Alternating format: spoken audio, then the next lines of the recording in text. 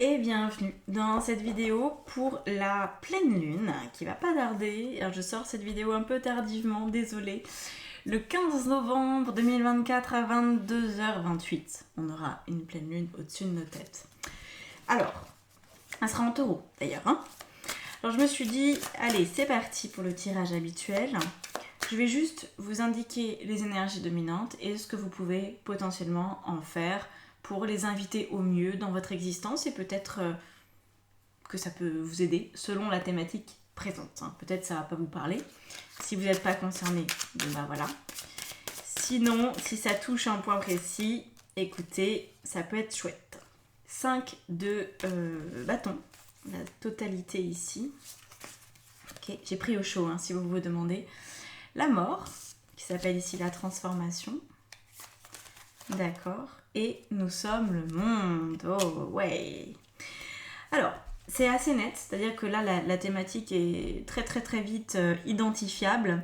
On a l'idée de modifier le rapport que vous avez à l'intensité dans votre façon de vivre et de relationner. Là, du coup, ça s'adresse qu'à un seul type de personne. Ça s'adresse aux personnes qui en font trop.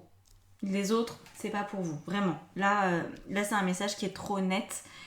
On est sur des personnes qui se sentent surchargées émotionnellement, mais surtout physiquement. C'est-à-dire que vous avez vraiment, vraiment beaucoup de choses à faire. C'est pas un peu, et beaucoup. Très très grosse charge de travail peut-être, mentale, parce que faut penser à tout. Voilà, il y a toujours quelque chose qui vous occupe. Vous avez peut-être des grosses amplitudes horaires. Voilà, c'est ce genre de personne uniquement. Si vous êtes là un peu en attente de chercher un travail ou que vous n'êtes pas ultra actif, même si vous êtes actif dans votre tête, en fait ça va pas suffire. C'est vraiment des gens qui arrêtent pas, ok.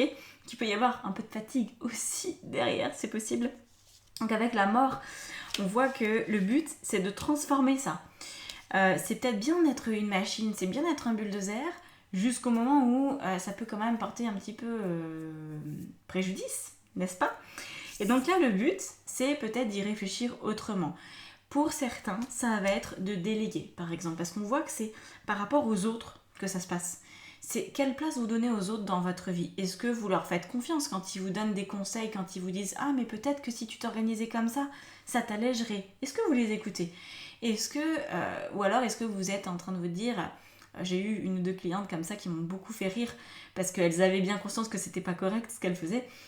Elles avaient tellement de choses à faire et pourtant elles repassaient des vêtements qui sont normalement pas repassables. Vous voyez, même dans des matières où on se dit ça froisse pas, ça sert à rien.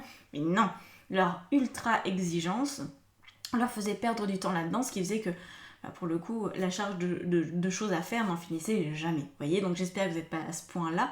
Mais néanmoins, il pourrait y avoir des choses que vous faites où franchement, soit c'est pas à vous de les faire, déléguer, soit vous pourriez vous en passer ou le faire moins souvent, ou vous organiser d'une manière différente. Et donc là, avec le 10, nous sommes le monde, il y a l'idée de vous temporiser dans la place que vous donnez aux autres. Moi, je pense qu'il faudrait faire une ronde avec les autres, inclure plus les autres dans votre façon de vivre. C'est vraiment ça qui ressort. Alors, qu'est-ce qu'on a en plus?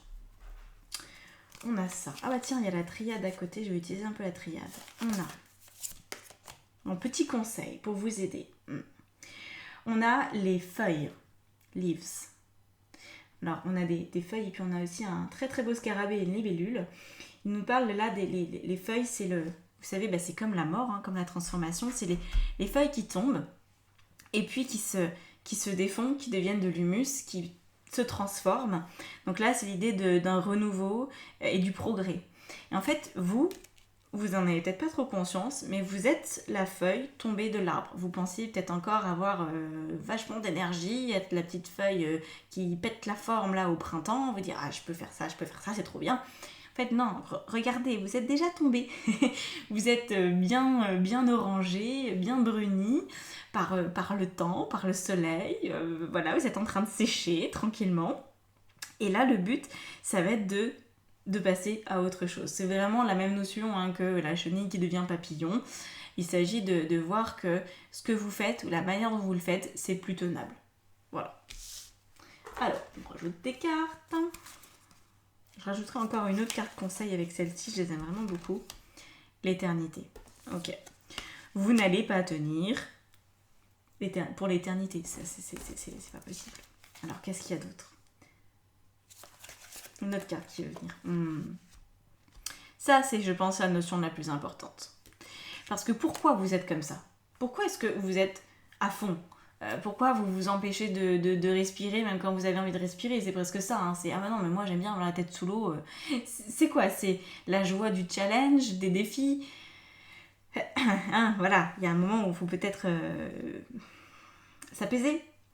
Donc l'adversaire nous dit que vous êtes votre adversaire et je pense que ça va vous aider, cette pleine lune, à travailler sur votre forme d'auto-sabotage.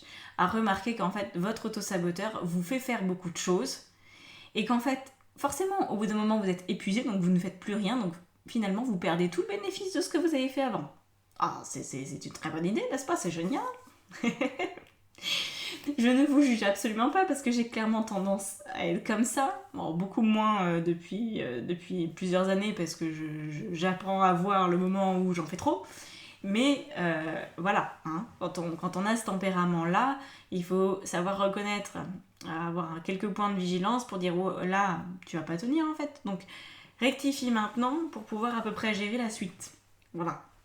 Donc vous, peut-être que vous n'avez pas encore cramé vos ailes, ça vous est encore jamais arrivé, et que là, la vie vous dit, bah, ça serait bien que ça n'arrive pas, justement. Ah, voilà. Et puis c'est surtout la problématique.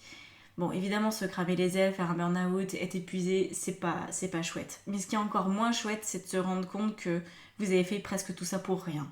Alors vous avez peut-être gagné en expérience, en expertise et tout, mais quand il faut recommencer depuis le début quelque chose qu'on avait bien amorcé, dur de retrouver de la motivation. Ça peut un peu vous saper le moral, vous voyez.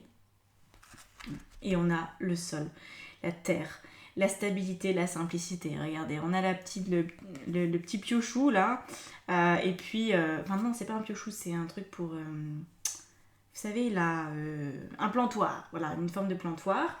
Et donc là, le but, c'est d'observer votre sol, de fertiliser votre sol.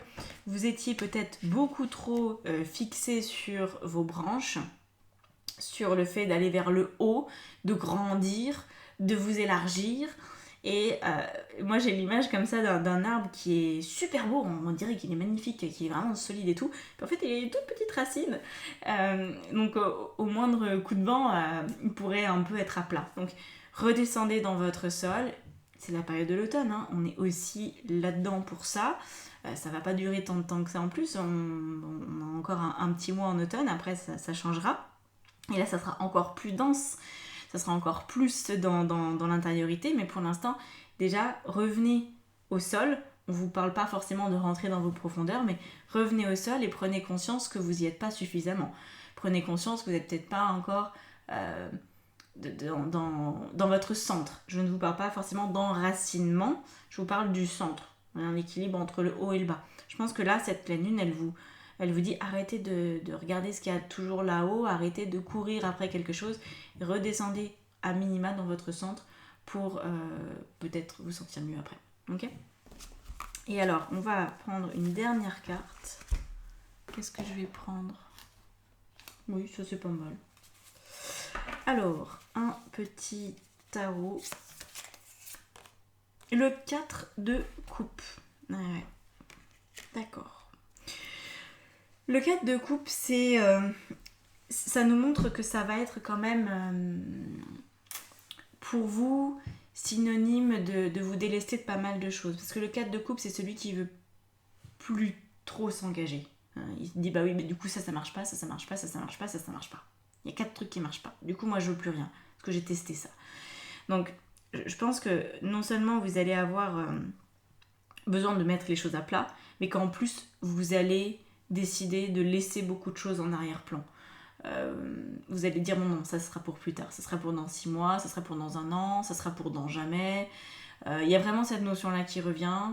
Avec ce 4 de coupe, je ne pense pas que vous allez pouvoir, admettons, replanifier votre existence en incluant le même nombre d'éléments. Il y a des éléments qui vont disparaître ou qui vont s'espacer dans le temps.